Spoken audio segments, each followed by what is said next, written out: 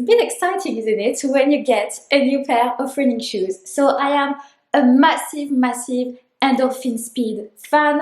I got the 3s 2 years ago, I upgraded to the 4 last year, and I just got my hands on the Endorphin Speed 5, which released the 15th of June, so a little over a week ago. I've got a tempo session Friday, which will be the perfect opportunity to give these shoes the first proper test and then share my thoughts. Basically, the Endorphin Speed are my session shoes, but I'm thinking it might be a bit safer to break into them for the first time on a run that is not one of the key sessions of the week, just in case. So this morning I've got a 70-minute run with some pickups, and I'm thinking I might just wear them today for the first time.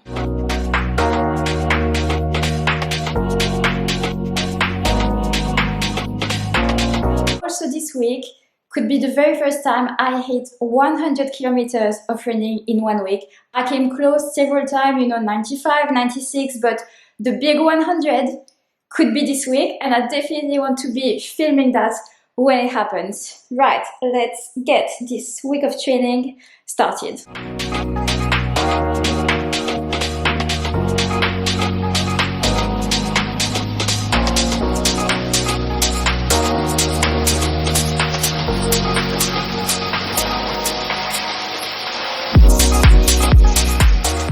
I don't want to be jumping to conclusions, but I might prefer the Endorphin Speed 4s over the 5s.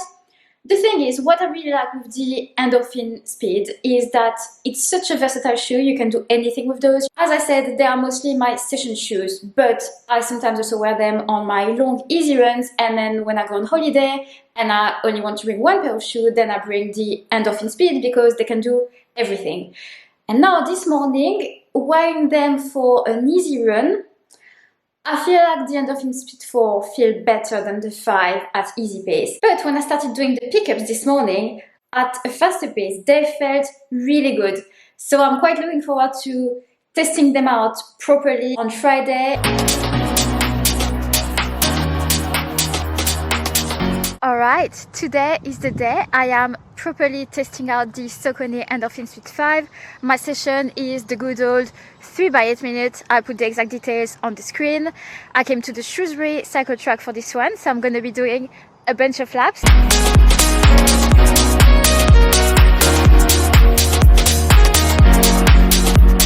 Okay, warm up done, first rep, here we go.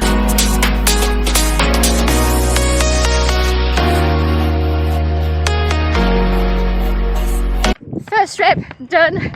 These shoes feel pretty amazing at this sort of pace. Like, yeah, much nicer than at the easy pace I did Monday. So I think it's just the case that they're more tailored for speed, a little bit less versatile. But whoa, they feel great today. Rep 2, here we go.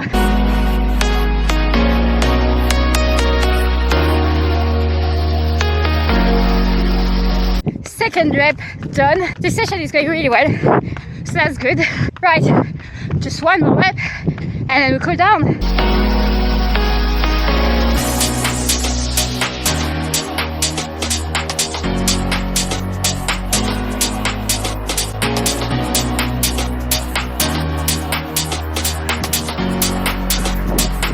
Third rep done. Cool down now. I'm going to put the stats of the session on the screen. I'm pretty sure I managed to progress the pace each rep, so that's good. Right, let's talk about this shoe. So I'm not going to be doing an in-depth technical review, I'm just going to give you my personal impressions. So what I like about the Endorphin Speed range in general is that the shoes are equipped with a nylon plate. It doesn't give you like nowhere near the same advantage as a carbon plate in terms of speed assistance, if you like, but it does put a little bit of a spring in your step, which makes the Endorphin Speed a really good session shoe. The Speed 5, compared to the previous versions, has the same type of foam and also the same type of nylon plate, just a slightly different layout and design of the plate.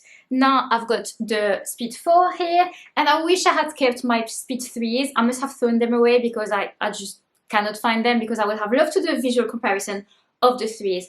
Because from what I remember, I feel like the 5 visually is a bit closer to the 3 than it is to the 4. The 4 just looks bulkier. So a few things that I've noticed between the 4 and the 5 visually if you put them side by side. First of all, the heel counter in the 5 comes up higher. You can see it's quite a different design, and that does give you a bit more security. You're a bit more locked in.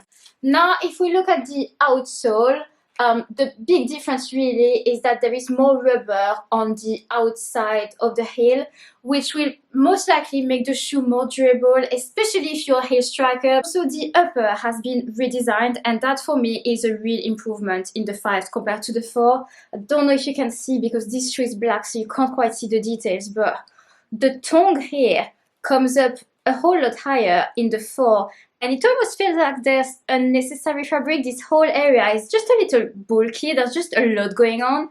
This is a much neater version. The tongue doesn't come up as high. There is less thick padding on the sides here. In terms of sizing, it is true to size. There is no difference in sizing between this one and the previous versions. I went for a UK 4, which is my size in all the Saucony shoes as well as the On and Nike shoes. Now, in terms of feel and how they would fit in the shoe rotation, you know, it is subjective, but for me, I find that the 4 has a much softer landing, but you can still pick up the pace. The 5 has a much firmer underfoot, makes it a great session shoe, but doesn't feel as great for an easier paced run. So in my opinion, the 5 is less of a versatile shoe compared to the 4 because I wouldn't really want this shoe for an easy or steady run, whereas with this shoe, I can do absolutely everything with it. So I think it's a bit of a shame that now the Speed 5 is clearly more a session shoe. Now that being said, it is one hell of a shoe for session. If you're just looking for a session shoe that is not carbon plated, then go for the Speed 5. If you want a shoe that can do everything, if you want to be able to do your easy runs, your long runs, steady pace, tempo pace, sessions, take them to the track even, go with the Speed 4. I mean, I've been doing 95% of my track sessions in the Speed 4 and they've been absolutely incredible. Personally, I'm gonna keep the Speed 5 as purely session shoe. And I've just bought these new ones, but I'm really considering buying another pair of the Speed 4 before they are discontinued for good, because once these are retired, I don't know what I'm going to be wearing to do my long runs that have mixed paces, like easy pace but also some intensity. For instance, last weekend I had a 22-kilometer long run that included 10k on the faster end of my steady pace, and the Speed 4 for this type of run was an absolute dream boat. I wouldn't see myself do a long run that has 12 kilometers at easy pace with the Speed 5. And when I'm half marathon training, I have a lot of long run workouts where I start easy and then I move on to steady, tempo pace, half marathon effort.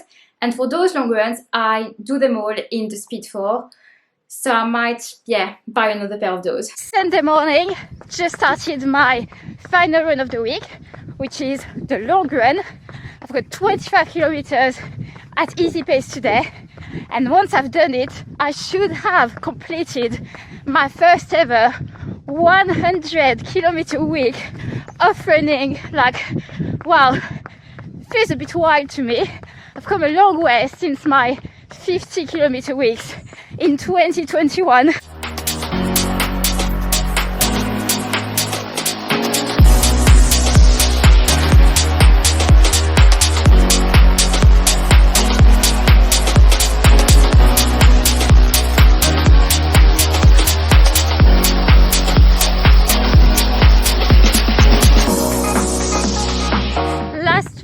Meters in this 25-kilometer run, and then I will have done it, my first ever 100-kilometer week. Woohoo! Right, so I will put the full breakdown of my week of running on the screen, but basically it was 5 days of easy running and then 2 days with some speed work. I went to the club track session Wednesday night, and then there was a Friday session which I filmed. And yes, 100-kilometer week. It has been quite a few years in the making. I've never been mileage obsessed. If I was, I would have hit it way sooner, but I do like to celebrate milestones, and this is quite a big one. So now that it's happened, I want to take a moment to acknowledge it and celebrate it, because a few years ago I would not have imagined that I would get to this point where I'm running this much and my body is handling it well. I've always been conservative with my volume. I never wanted to progress too fast, to run too much too soon, because my top priority has always been consistency. So I never wanted to risk overtraining, burning out, getting injured because I was running too much. You know, I never pushed Ben to make me run more. If anything, I was always holding back a little bit. Yeah, I didn't actively chase it, I didn't push for it. It just happened naturally in its own time, and I wouldn't have it any other way. And on that note, I'm going to end the video here. Thank you guys so much for watching. If you're still here and you've not subscribed to my channel yet, please, please, please celebrate this milestone with me and hit the subscribe button. And I will see you all in the next video.